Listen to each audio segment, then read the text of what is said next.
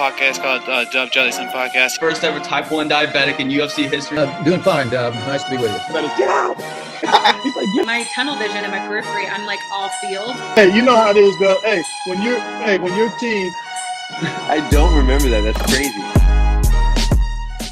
What's up, everyone? We're back with another episode of Dub Jellison Podcast. We have a very special guest, Mr. Kerry Neal. Kerry, how are you? I'm well, man. I'm honored to be on, man. I really appreciate you reaching out to me and inviting me on, man. Of course, man.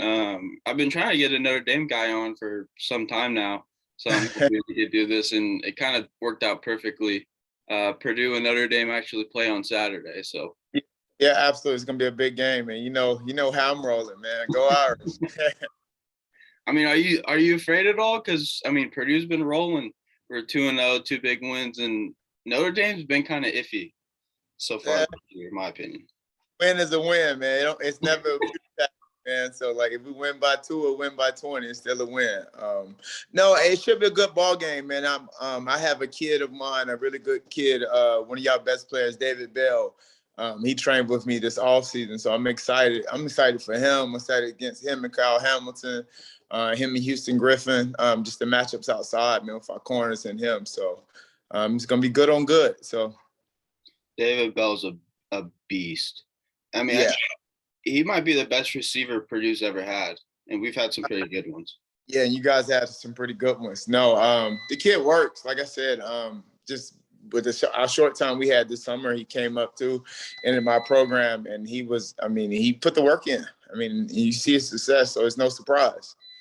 Mm-hmm. And I want to get to your training business and everything you do with that here in a little bit. But I mean, what do you think about what you've seen from Notre Dame this far this season? Sorry, man, I got this dry air going. Good. Real quick. No, I think we got a new DC. DC's doing great. I mean, it's just like we played spurts. I know first game of the season we played three really great quarters. Then the fourth quarter we had a couple little lapses. I mean, Florida State still got Florida State athletes at the end of the day. Even though they had an ugly loss this weekend. Then Toledo came in. I mean, it's a big game for Toledo to come to Notre Dame. Not to put Notre Dame on a high praise, but you roll into South Bend. That's pretty much the biggest game that Toledo had, and maybe ever, right? I mean, to be honest with you guys, we're gonna always get that best shot. And that's the beauty about coming to Notre Dame, right? Every Saturday you got to come with it. I mean, who doesn't want to come into South Bend and knock off Notre Dame? So. Again, I think we still kind of going into growing pains. And we got a quarterback really first year under the helm, brand new system for him. I mean, he transferred a guy in, so he's probably still learning the system, still learning his guys as well. So, but we'll be fine. Like I said, and we still win. Like we still 2-0.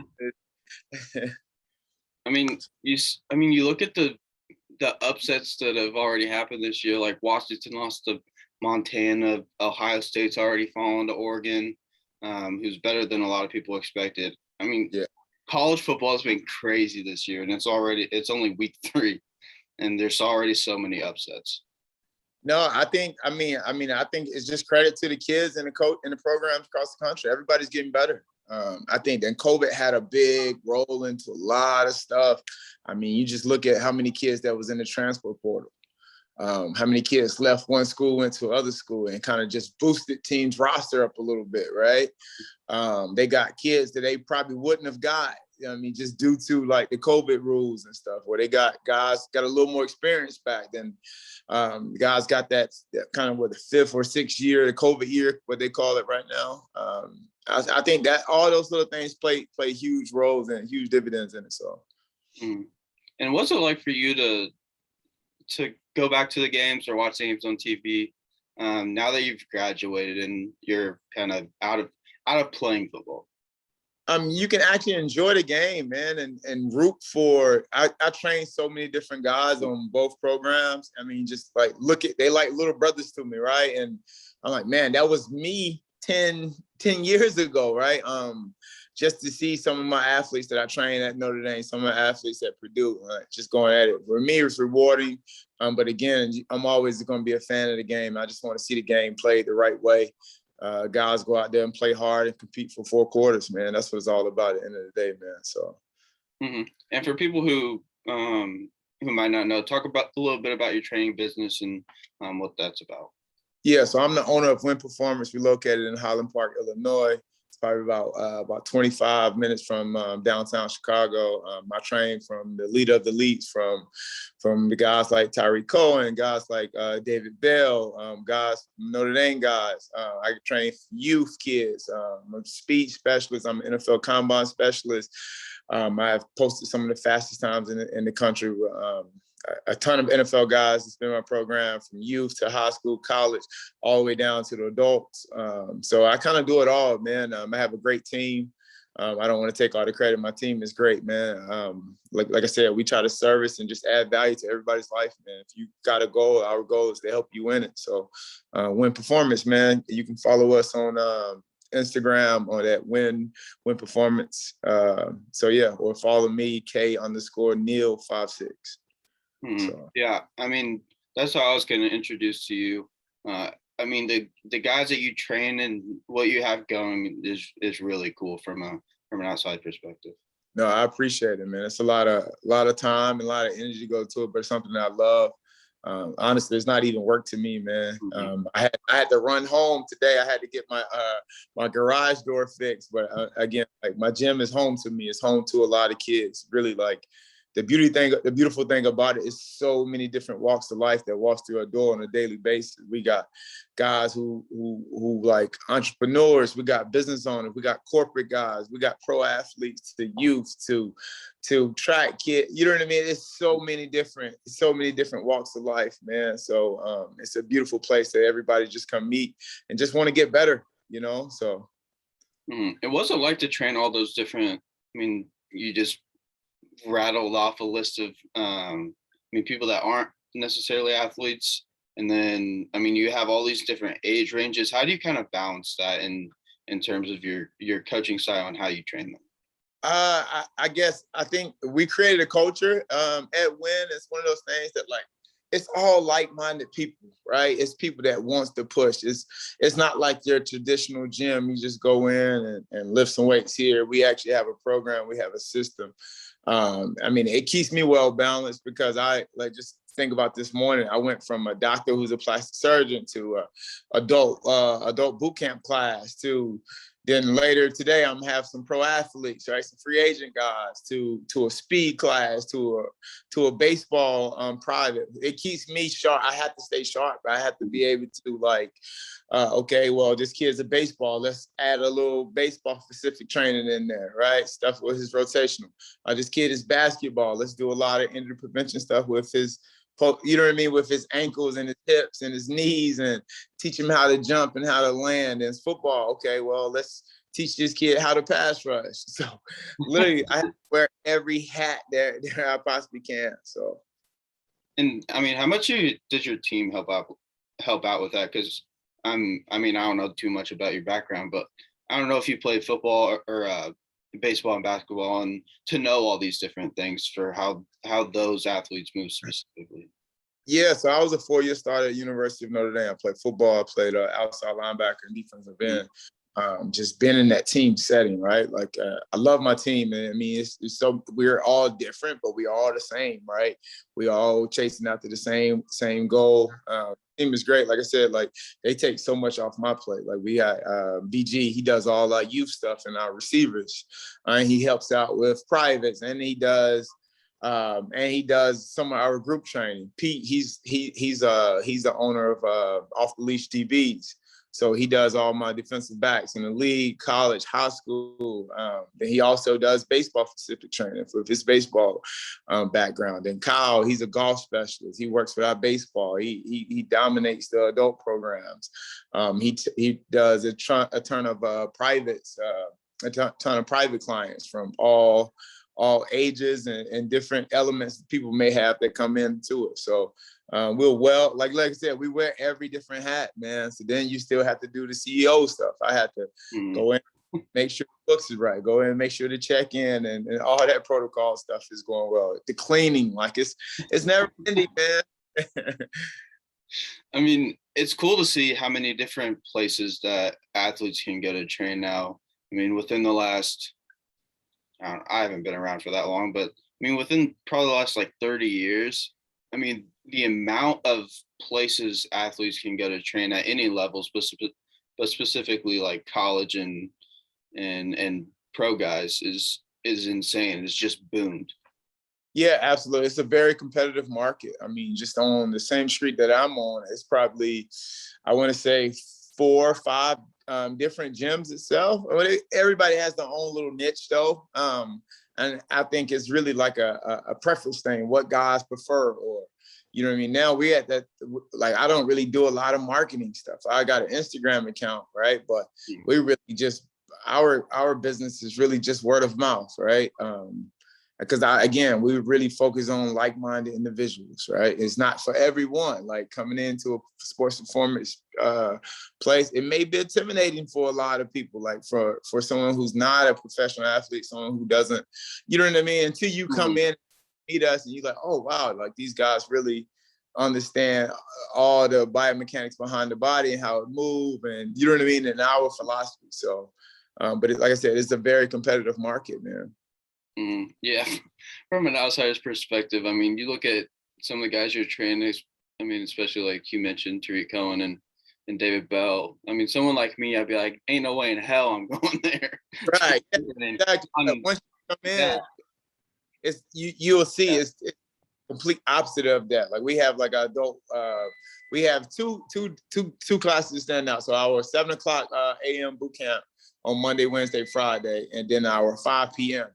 And when I say like it's from the 5 p.m. class, it's guys who are, let's say it's a girl who's 22. She's in nursing school. Then we have a lady who's like probably in her 60s, right? Who she has 4 kids. We have guys who just got finished working, a coach, a former professional coach.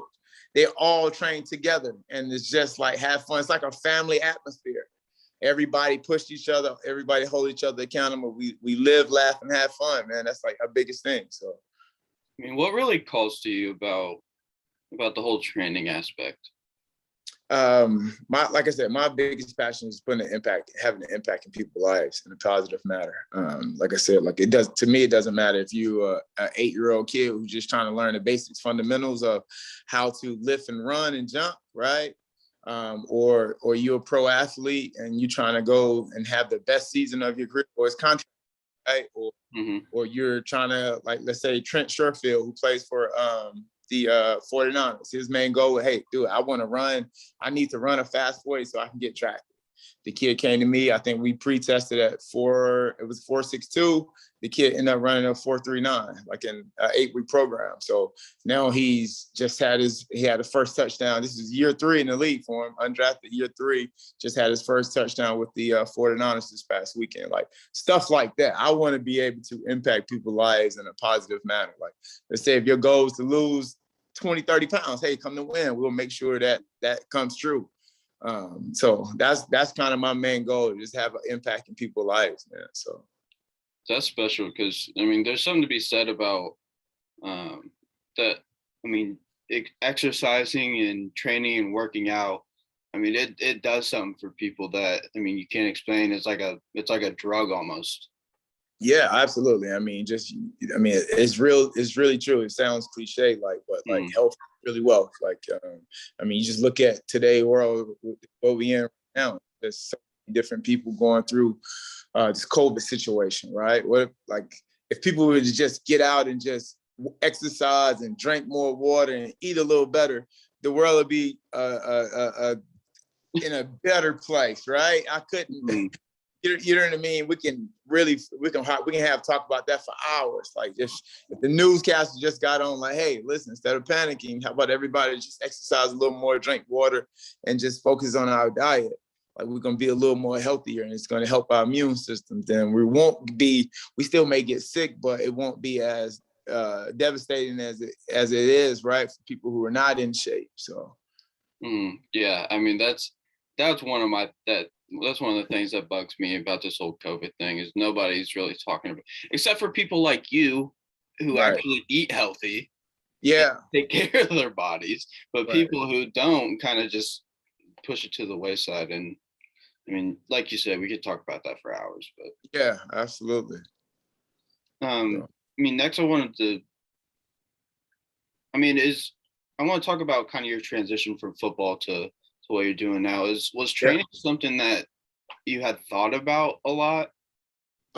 Man, honestly, just been a young kid. Literally, it was like all eggs in one basket. It was like, man, I had these grand plans of going to Notre Dame, becoming a starter early, going 3 and out. Like just all I talked about as a young kid, right? I'm gonna go 3 and out. I'm gonna go make millions in the league. And boom, like injury after injury. Then after like my 4th injury, I hung it up, man. And I kind of was I came out in 2010. That was during the NFL lockout.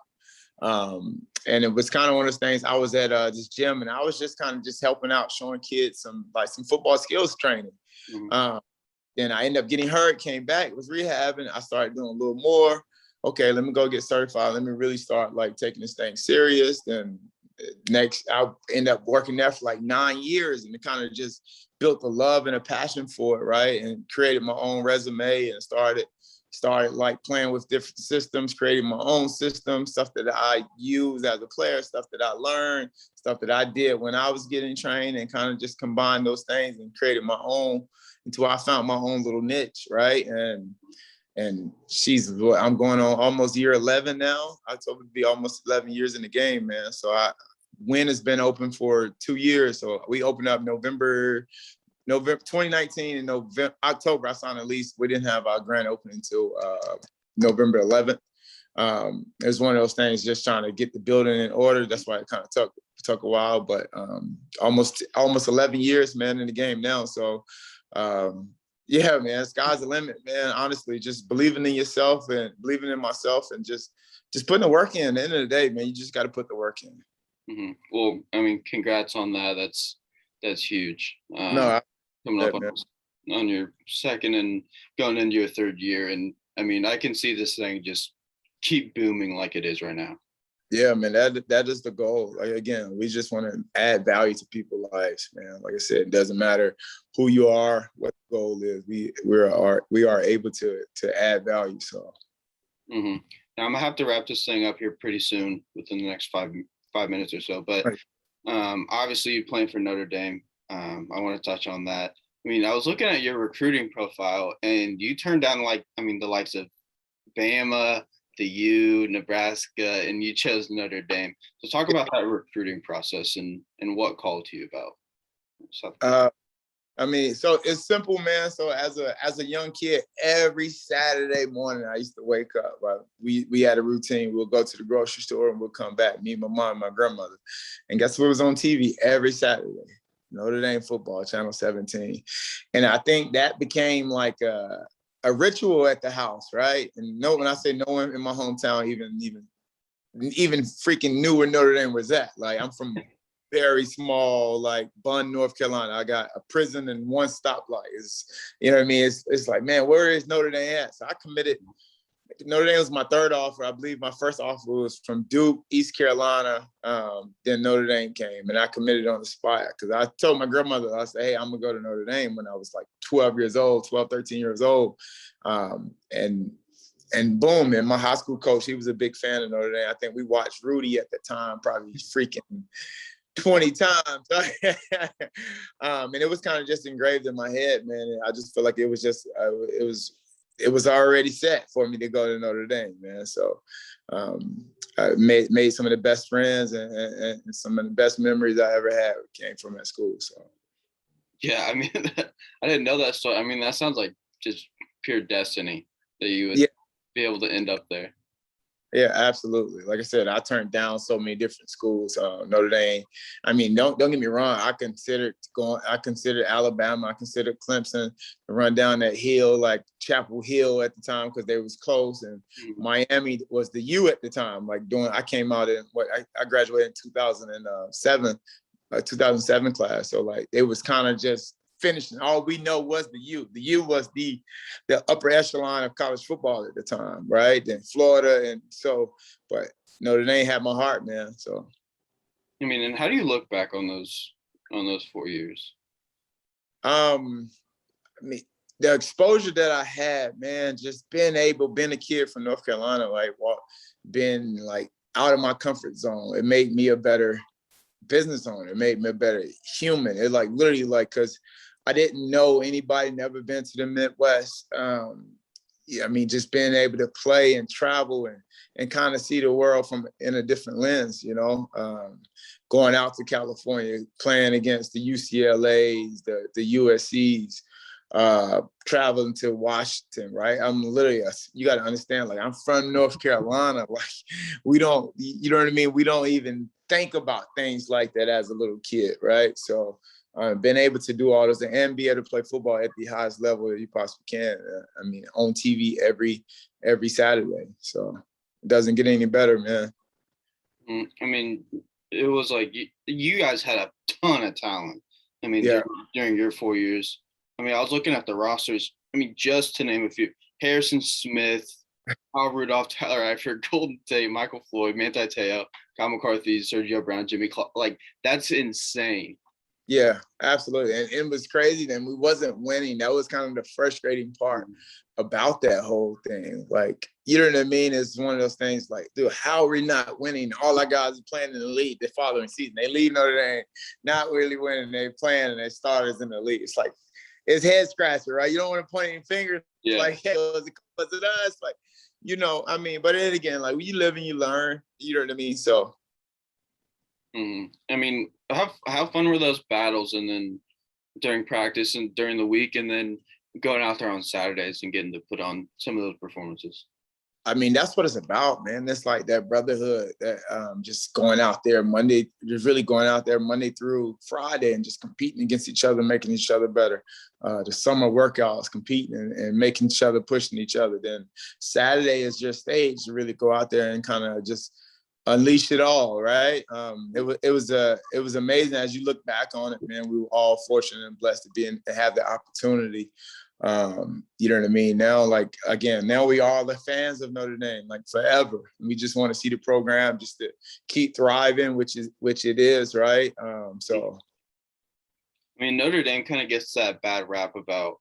I mean, they're a very good program, but they can't really get into that top five. You know what I'm saying? Yeah. Like, when they went to the playoff, they got killed, unfortunately for you, but. It's the truth. You can't run from the truth. I mean, we have these conversations with people all the time. It's one of those things. It's like what is holding us back? I mean, it's a certain kid that Notre Dame want, right? It's a certain player that Notre Dame want. He has to check all those boxes. Unfortunately, like, you look at the other schools, they don't have those restraints on who they can get in and you know what I mean? So not the finger pointing, anything like that, but the truth is the truth. Like, again, and we still gonna win with those guys. Like, we wouldn't change it for the world, but I mean, sometimes those guys that we can't get are the guys that's gonna help us get over the hump, man. So.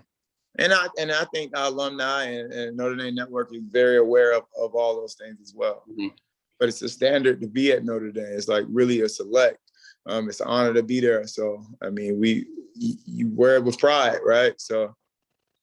I mean, no doubt. It's one of the most historic schools in the country. I mean, you could put them up there with any other school. And I think they have an argument to be the most historic. But I got to wrap this up because I got to go to class. I got to run there. Oh, good, man.